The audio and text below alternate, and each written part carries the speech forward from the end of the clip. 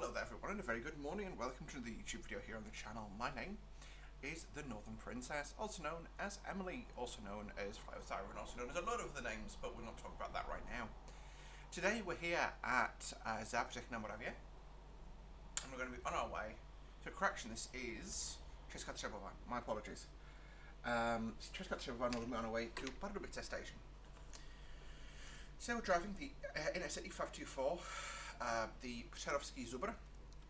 And so we're going from Česká Třebová to Ústí nad Orlicí, Choceň and Pardubice. Got a cold train rolling past there. Hello, goodbye. So I'm going to wait for the right of way. The doors are closed, so that's us clear off. So I'm going to let the brakes off fully. And then I'm going to select our start speed of 40 km/h and hold the power in, and away we go. So, interestingly, no, let's not press the horn. Interestingly, we're driving in what's called automatic mode, which basically means that, as you can see down here, obviously I've got a speed bug here that I set, and that basically allows the train to control itself. So it's a bit like driving in AFB mode, except you only use the throttle lever to change the speed if necessary. Which is quite, it's a very different approach to driving. So you can see we're up at 40, the power is going to fall away, and we'll hold around 40 kilometers an hour.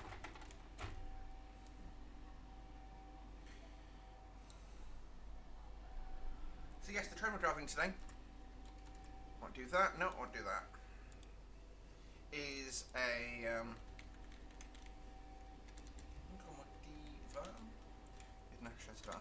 is a CD163 electric locomotive running on DC current, built by Škoda in Plzeň, and known to Škoda as the 98E.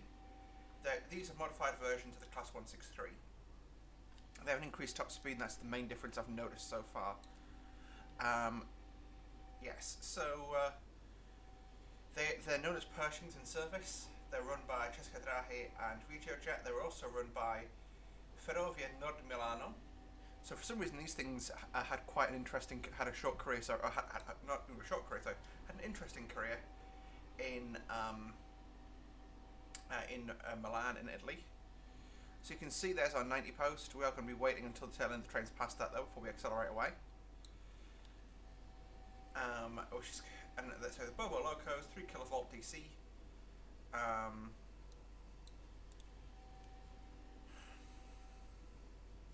They don't necessarily run this route, however, it's not impossible for them to run it basically. So, I've decided to substitute it in for the Class 150, which would normally run this, the Gorilla. So I'm going to go up to 90 now. Well, actually it's 120. Sorry, correction, the Gorilla is the Slovak nickname, it's that the Rat is the Czech nickname for the locos. This is actually a brand new one, and I want to drive this more than anything else right now. But the train formation behind us, that's accurate to this service.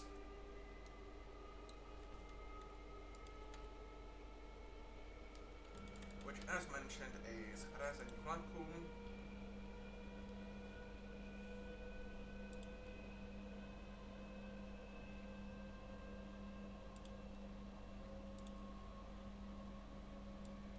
It's an intercity 524, which is the Přerovský Zubr, which was set off at 2 minutes to 4 in the morning and arrives in Prague at 4 minutes to 7. You can see we're going up to 120 now. I believe after this curve we can go up to 160 to 140, correction. Now surprisingly, actually, driving in train sim, I find it harder. No, still got a 120 running, so we'll keep it 120 for now. But I find it harder to control this. Sorry, what do I find? I can't remember what I find harder. It doesn't matter. But yes, so this train, as I say, I enjoy it. It's a freeware loco, by the way. This is all total. Everything you're looking at here is freeware. Some of it has payware dependencies, but everything you're looking at is freeware. That's quite something. And even going down the back, all these coaches, every single one of them is freeware. Oh, did didn't notice that before. The Czech modding community is absolutely outstanding compared to the British one. I suppose they don't have the luxury of having Dovetail making everything for them. But this has been worked on in part by the gentleman responsible for K-Trains and their Class 386, which I'm going to be covering very soon. They're also working on City Elephant, which excites me. The City Elephant is, yeah, it's one of those trains that I remember from my childhood, but I don't think I've actually ever been on one, but I just remember seeing them everywhere. Because they are quite heavily proliferated in this country. The train, by the way, calls on this journey. Leaves Přerov, calls at Olomouc, Zápřeh na Moravě, Česká, Třebová, Ústí nad Orlicí, Choceň, Pardubice hlavní nádraží, Přelouč, Kolín, Praha Libeň and Praha hlavní nádraží. Yeah, we've got Choceň in. Choceň.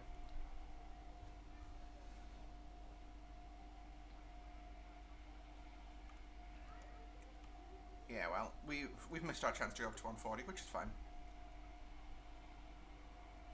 We're not doing this generally for another 5 minutes from about. Actually, well, I'm keeping my eyes out because we'll soon see a 160. So correction, a 120, which is that post there, I believe. So I'm going to put 70 in the window.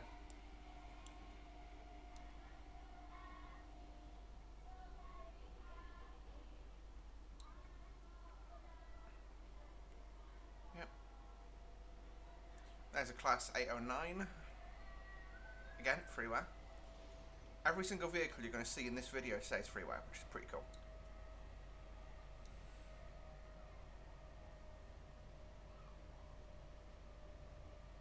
I really like Czech trains, as you know, because I'm half Czech, so I'm sort of legally obliged to like them. But if this is the kind of video you'd like to see on the channel, please let me know. I'm the only English-speaking, or the YouTuber who makes videos in English, I should say. I think that actually releases for our videos for this game. Yeah, I'm slowing down way too early. Oh well. Sorry, not for this game, but for Czech routes and stuff. So yeah, please let me know what you think. At least the travel videos of Czech trains seem to be quite popular. So yeah, let's crack these windows open. This is Ústí nad Orlicí město. I quite like those signs because it gives the passengers the chance to look out the window and figure out roughly where they are in the world.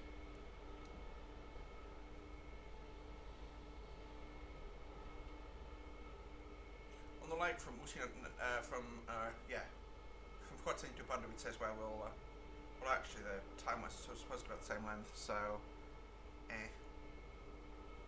actually negative. The Choceň Pardubice is much longer, so we'll do the cab tour on that leg. But I really enjoy this train.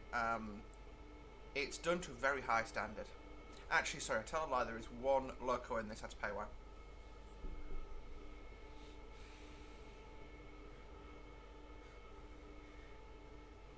So we're rounding the curve now into Ústí nad Orlicí station. So I'm going to put a 50 in the box.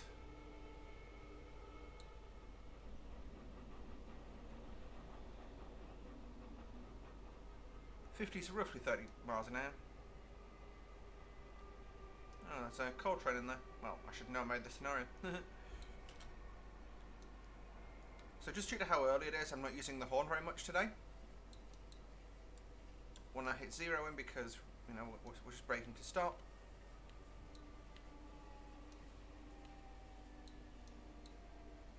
So we're a 8 carriage train, so we want to sort of roll down a little ways.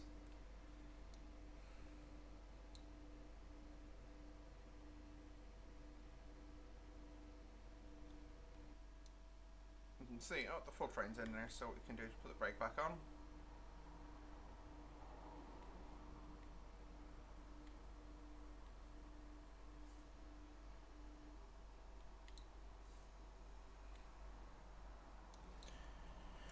So the train we're driving, apart from the loco, the formation is 100% accurate as per the this website, which is gelpage.cz. I'll show you. So you can see we've got 151 on the front, a BMZ, another BDP, BDP, Budimgi, RMP, AE, E, and a BEE. So running this train today actually with the 162 isn't that impossible, because they're limited to 160. The main sort of improvement that the 150 offers is 160 km/h running, whereas you can see the AEE coach is limited to 140. That's my understanding of what that sign there means. I mean, we're gonna ignore the fact that this one lives in Czech, which is the other side of Prague. But yeah, where does this one live? Doesn't have a Dom Stanice on it. Interesting. So Dom Stanice is home station. So we're now going up to 85 on the departure.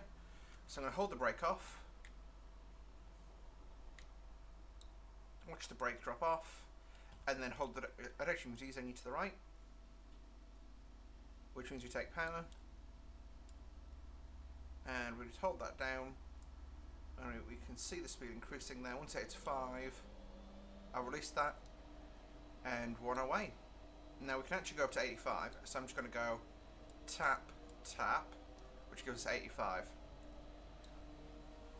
I prefer using the keypad because it's a bit more binary, but it's also a bit easier to control, I find. So yeah, our start speed is 85.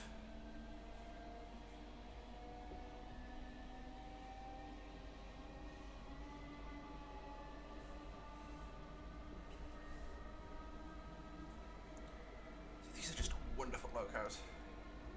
And the sound they make is pretty amazing too. I am, as I say, planning to do some. I've got at least this route planned that I've got the notes done for. If there's other stuff you'd like to see, I've just realised a problem with this recording. Yeah, that's not too bad actually. You can hear me over the train, which is good. So I'm going to take my headset off actually.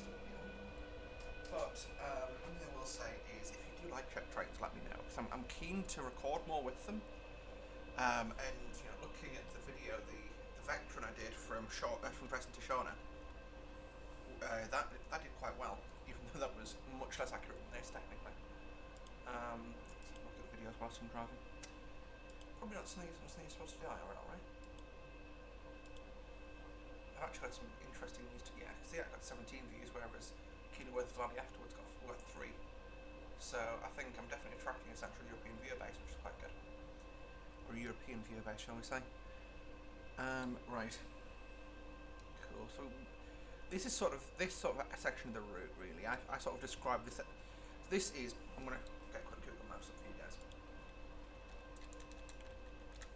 Maps. So, geography. Geography with Emily. So that is where I live, in Newcastle. Now, one of the main arterial routes here is between Prague and Ostrava. Goes roughly tick, tick, tick, tick, tick, tick. Well, you can see percent off there, it actually goes tick from there, basically. Now, our train does percent off to Prague, and we're actually doing this section here. And this section actually is sort of the middle of the country, and it's sort of rooted to the middle of Europe, actually, because I believe in this area is, I forget what the term is, but it's where basically the rivers change directions. So behind us, the river goes east and goes out into the Black Sea and into the Baltic. This side, it goes to the North Sea. You know, so yeah, because for example, the river through Ostrava is the Ostravica, surprisingly, which goes into the Oder, which goes out into the Baltic. Whereas in Prague, you've got the Vltava, which goes into the Elbe, which ends up flowing out into the North Sea, roughly. So, yeah, we are in pretty Central Europe here.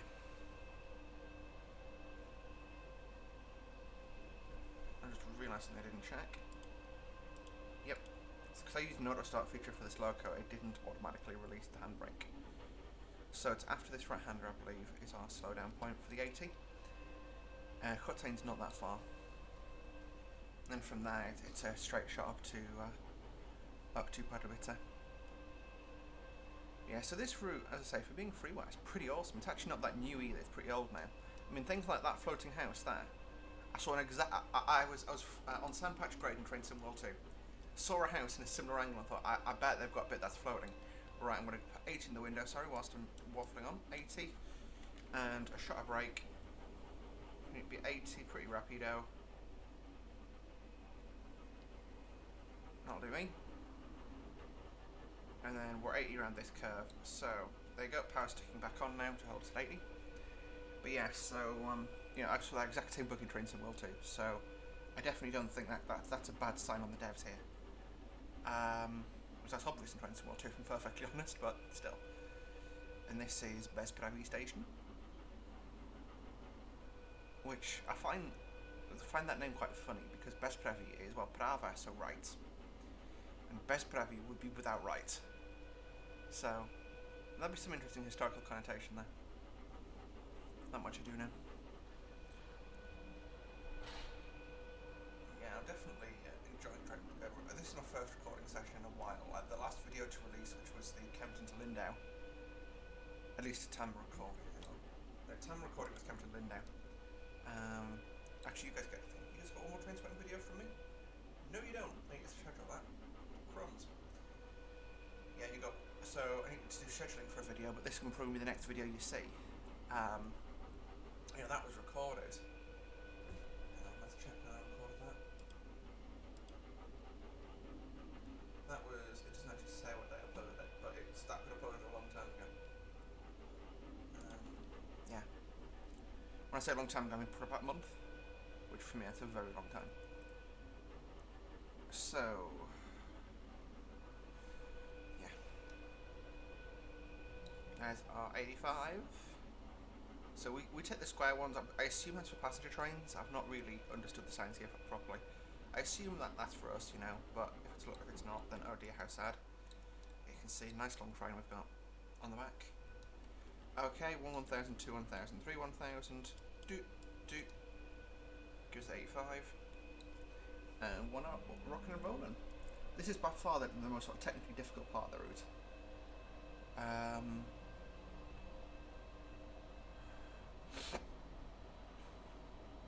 I've sort of joked to PTG. So he's someone I talk to on occasion. Obviously, he's someone who inspired, you know, he inspired this series. Because when I first saw the City Elephant, I was pretty impressed. Well, I still am pretty impressed, if I'm totally honest. But I sort of said, hey, when's PTG making a City Elephant or Czech route loading video? Because he's been over a couple of times. I was like, oh, there's a decent loco. Yeah. This route is, like, even this route, it's not perfect, but, you know, apart from the texturing, which I think is stuff I'm missing anyway, if DTG released this route 3 years ago, nobody would complain. You know, it was probably above the standard of what DTG was making at the time. As I say, I believe I've got missing textures, so, you know, I'm happy to attribute that to myself. But, yeah. You know, nobody would complain if DTG released this last year, nobody would complain.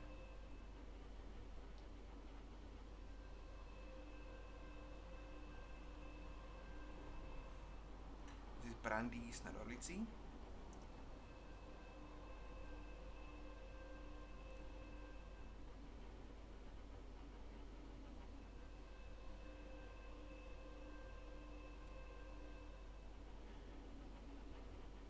Czech language is really interesting. I just had to learn it in school, and you know, stuff like, you saw that was Brandy's, which had a Y behind it. So in Czech, an I is an E sound, and a Y is an sound, to exaggerate.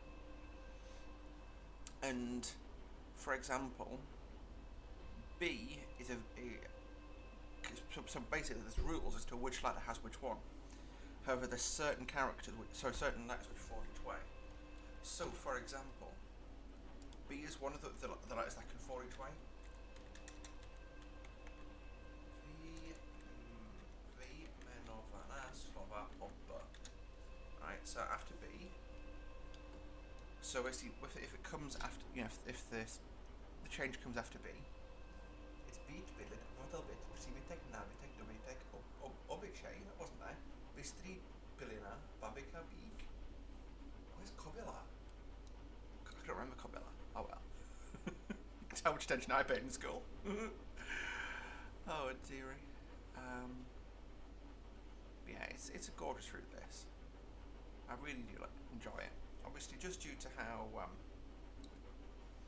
early in the day it is, it's quite quiet at the moment. It's never a massively busy route.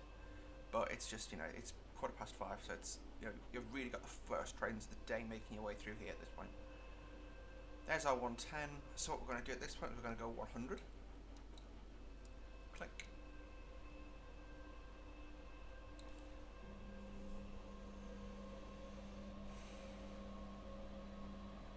And our next stop is Khotsang. So I did notice an issue with Khotsang where you couldn't open the doors, so we just stopped there. I'm going to stand there for a while with the train and just pretend we opened the doors.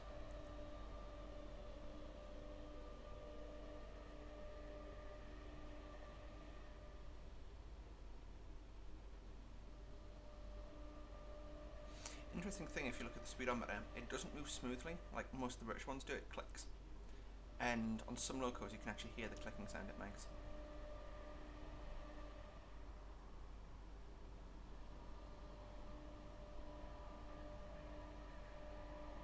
Okay, so we're just approaching into the station now. So I'm just going to put a 50 in the window, which is sort of roughly equivalent to 30 miles an hour. As the police helicopter flies over because someone's nicked a car again, and you can see the train's now starting to slow itself down. You can hear the rheostatic braking kicking in.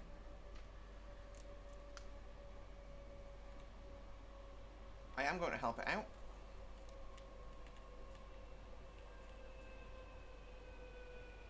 Push it up to about a 4. Welcome to Khotsang. Go down to 20 now. Brake release. Fully released. Hold it there, hold it there, hold it there. Brake release falls away now. And we're going to stop roughly under the, next to the second correction. Next to the second little PIS screen, you see. Welcome to Khotsang. Khotsang's got a really nice station building. I've never noticed it in the past.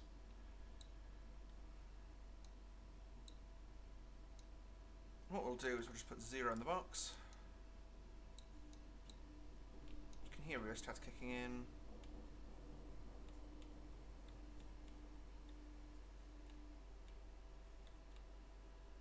Okay, there you go. And welcome to Khotsang Station. So we're going to take a 30-second break here, and we'll be back. Okay, and just like that, it's time for departure. So back in the cab. To set them again. This time putting 140 in the box. Let the brakes off.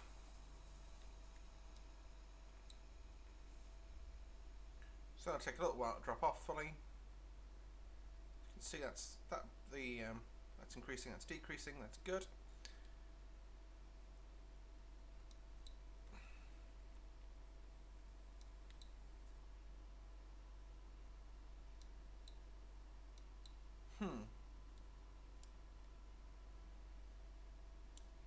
So this is an issue I've had previously.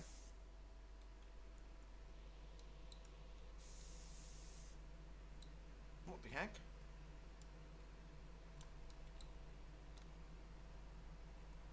So it looks like we basically, but in that stop we used all the air that we've got.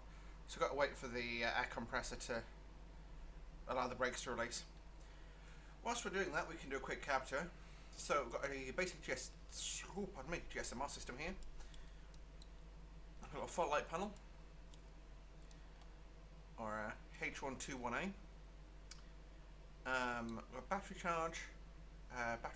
That's battery charge level. That's battery discharge. You've got train heat.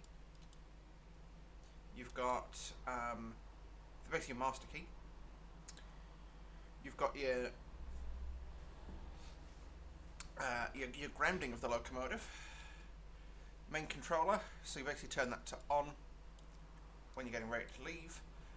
Which pantograph you're using. So you got 0, which is non, Z, which is rear or zadní, P plus Z, which is front and back, and obscura for there you got the P, which is front. Pantograph, cab light, desk light, marker lights, headlights. So we can turn those on just as demonstration. It's pretty light at this point, so I didn't use them today. You wouldn't use them as standard if it was light enough, basically. Cool, the brakes are now nearly off. Let's see if we can get power going again.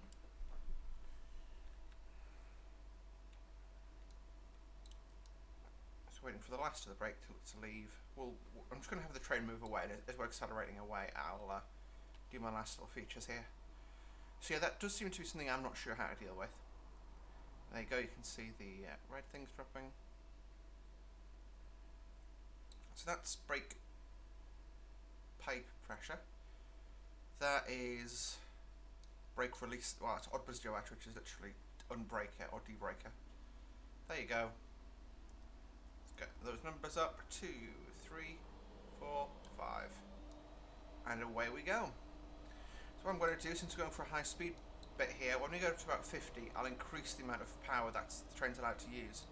So this is about, sorry, that's where we're looking down. This is our method of control. So we're currently in automatic. R is manual. ZK, I believe, is emergency, which is a bit different.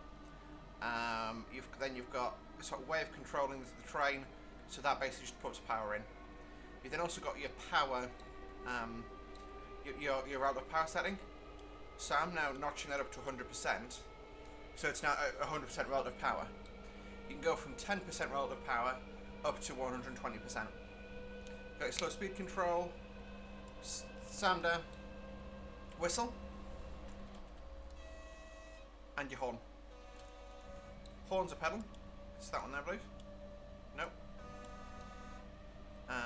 What else we got?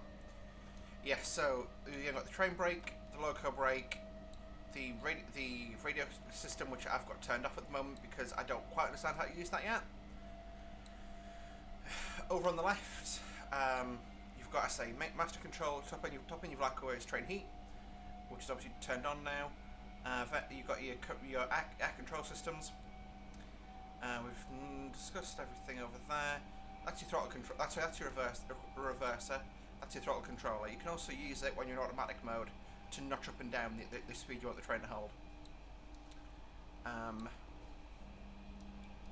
That is the inside of the cab. Oh, back over on the back wall, you've got your central power, your battery, and then down here you've got these two little cocks, which are part of the air system for the pantograph. So when it's the same on the 363.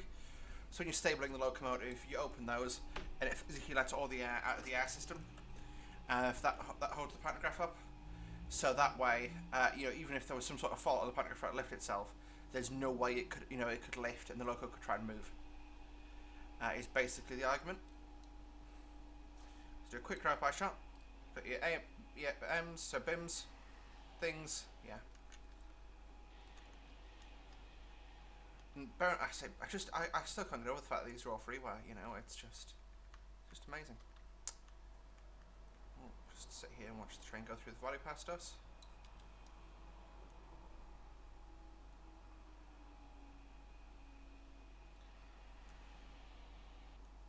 I did hear a great line from a Czech train driver. So the politicians were talking about having a green railroad. Green railway, how it's all going to be efficient and all that, and how, if you ran a diesel train, you have to pay extra and all that kind of good stuff, for the pollution. And a train driver who was interviewed on the subject said, well, it's a shame, really. And he said, what do you mean? Well, we've just finished painting them all blue, and now they want them green again. Because the old livery for the Czech Railways was sort of green and white. There's a rough example of the livery. So, yeah. And I say, when I first saw, so this livery's been dubbed Nybert livery, which is because it was the name of the company that designed it. When I first saw it, I didn't like it, but now I really do. I used to, and I find myself like that with a lot of liveries, that, I won't like them at first, but then I start enjoying them over time. And I've got to say, looking at the green coaches now, they just look old. It's obviously the same coaches, just with a respray, but yeah. Obviously, I think we haven't got LED refits. Some of them, I believe, have LEDs put in for the headlights now. This is Moravany station, I believe. Obviously, as well, finishing off the cab tour, you've got speedometer, the the amount of power being used, how much power is available from the overhead line. No idea. That's as buzeni, which actually translates as waking. HV system. That's obviously your train heat. GSMR, which is pretty basically implemented. Basically, you just press simplex, and that's all you can do to initialize it for now. Is my understanding. But you can see there's click spots on a lot of this. So this is the first release of a free mod. It will develop over time, and again, I have to stress it's free. For something free, that's pretty good. Even the fact that they've made this for free is amazing. If this went on store sale on Steam, I'd have no problem paying 15, 16 quid for it, because it's that good. I just got a really nice fan on my desk that's blowing right across my face, and the heat wave's finished in the UK now. It's now Saturday. I missed the Flying Scotsman today, which upset me. Well, I didn't actually, because I've seen it a couple of times. It attracts the idiots, so I'd rather not go and see it. Actually, I will tell you my secret. You heard it here first. Emily has a secret. So, those shadows are a bit bogged. That'll hopefully get fixed. That's not my secret. I've got an interview tomorrow, a correction on Monday. And I'm really excited for it. It is really, it's a railway interview, and that's all I'm going to say about it. But at the end of the day, the way I'm looking at it, it's a job I want to do. My current job, which I don't talk about it for a reason on the channel. It's very politicized, shall we say? And I don't like sort of talking about it, because as much as I know, I don't necessarily agree with all of it. At the end of the day, I'm there to do a job, and I'm there to do the best I can. Here comes another train. That train's a bit of a sneaky substitution. It's basically on its way to Brnos, so that's why it's allowed. It's a CD242. Again, a really cool model that I want to take it out for a spin. I'm not sure where. So they do run local hauled sort of local trains, which is quite interesting over here. You can see CD242-208 or 242-208. I think it's down to way to Pulsane. No, it's not. Also, doesn't seem to have a driver. Does it put the driver in the wrong end again? No, it just doesn't have a driver. Interesting. Again, everything here you see is free.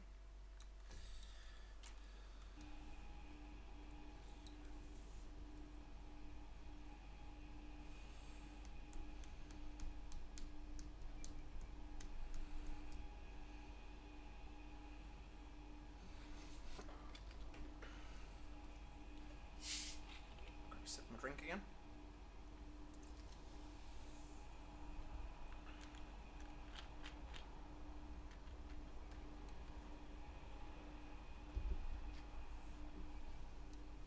So yeah, we must have passed it, and I've not clocked it in my mind. But the Vectron on the front of the Regiojet train that we passed, that is the only paid DLC, paid model in this. Everything else is freeware.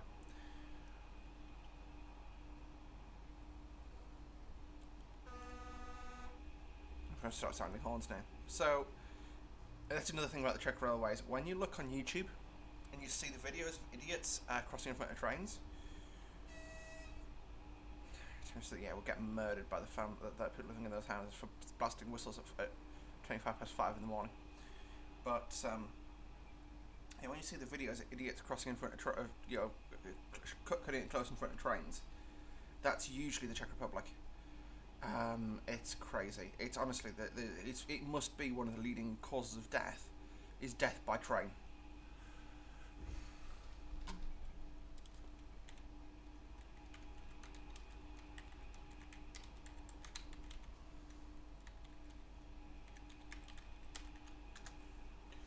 So there's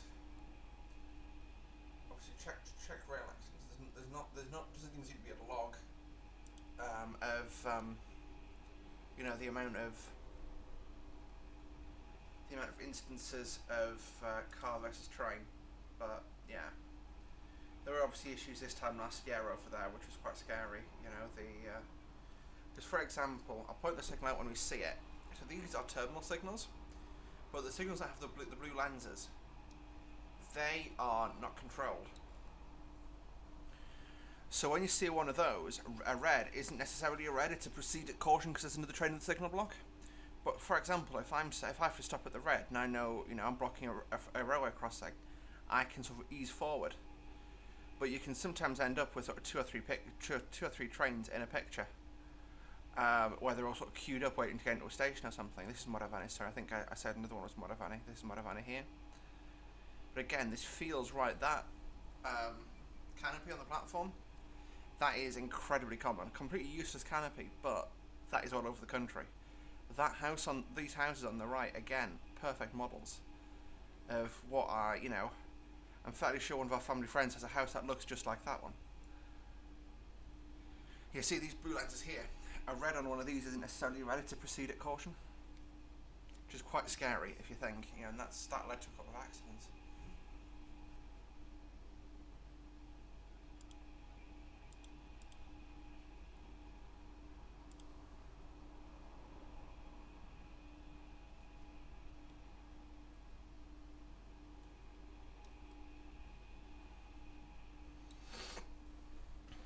Whereas in the UK, if you spat a signal by a centimetre, it's cardinal sin.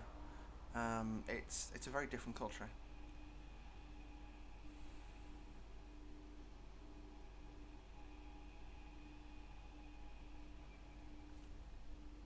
I feel like some trains have deleted themselves from this thing.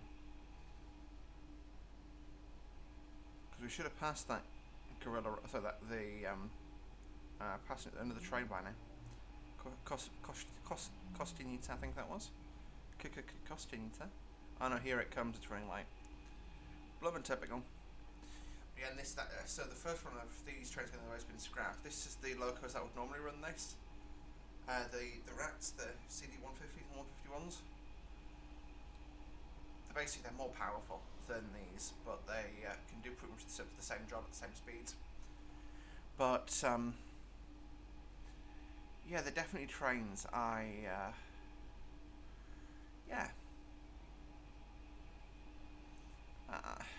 have a special place in my heart. I can find you pictures from when I was little. So I think I've got one in front of one of these in Prague Central Station. Might even be this one. Who knows? Obviously not in this delivery because it was the early 2000s, so that green and sort of white livery I showed you.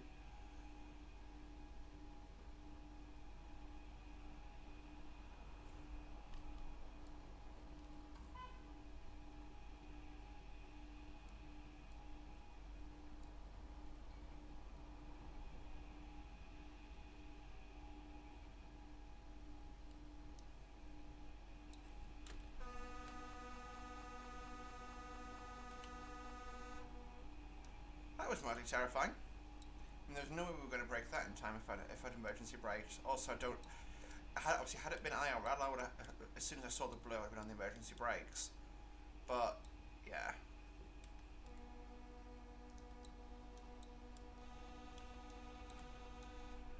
I'll have one of the windows open, so it doesn't seem to have any wind noise, but it does seem to promote the horn a bit better.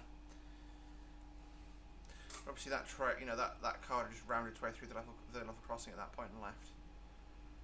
But yeah. So we've got around 7k to go now. Not very far at all. As you can see, this leg of the journey is pretty easy. No stress at all. And it's got going at 5:30 in the morning now. So what would we like for timeliness? Great, I can't actually see it now. That's a shame. I believe we're due in Pardubice in 5 minutes, so not bad really for time.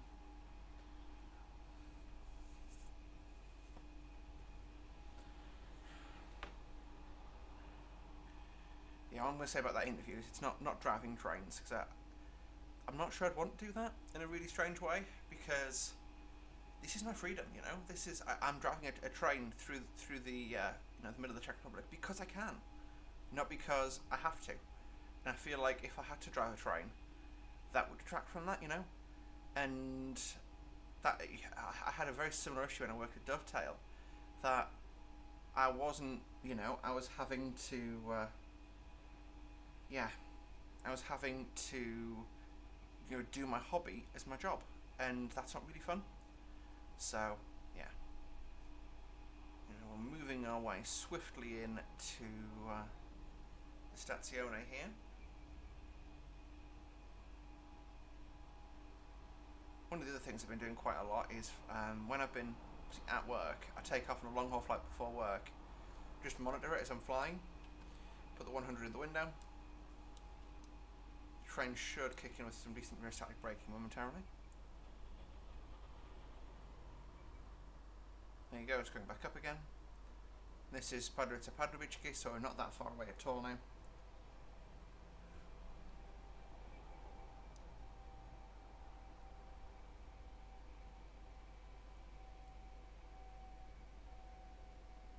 I'm actually just going to continue that to actually now leave 100. 100's a good place to be. And then I'm going to drop down to about 60 for the end, for the approach. As soon as we sight the station. Got the cautionary signal.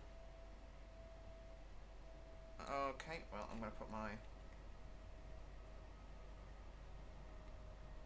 air brakes in. Go down to 70 now. There you go, you can see we're approaching Pardubice, hlavní nádraží. So you can see there's some holes in the scenery. That sort of stuff, yeah, you're right, that wouldn't fly on DPG product. But again, there's some, stuff like that I can forgive. Because again, it's, I don't drive my train like this. I drive my train like this, and it was noticeable, but not massively. I'd say Hydra, Hail Hydra. Over there, I think this side seems to be the carriage sidings, and over there is the freight yard, which I've packed out very badly. Wow. Okay, power.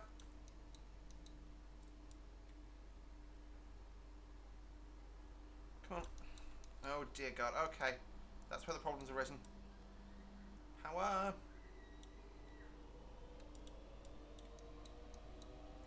And let's just put 50 in the window.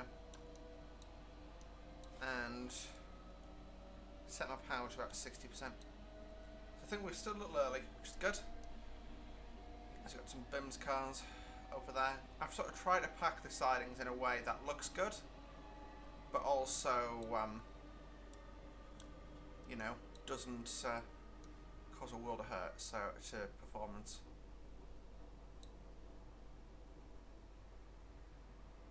And arriving into Pardubice, hlavní nádraží now.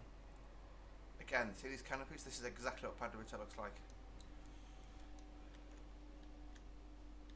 I think that's actually, even though I'm fairly sure that's just one of the, it's a warehouse, that is still pretty good for a good representation.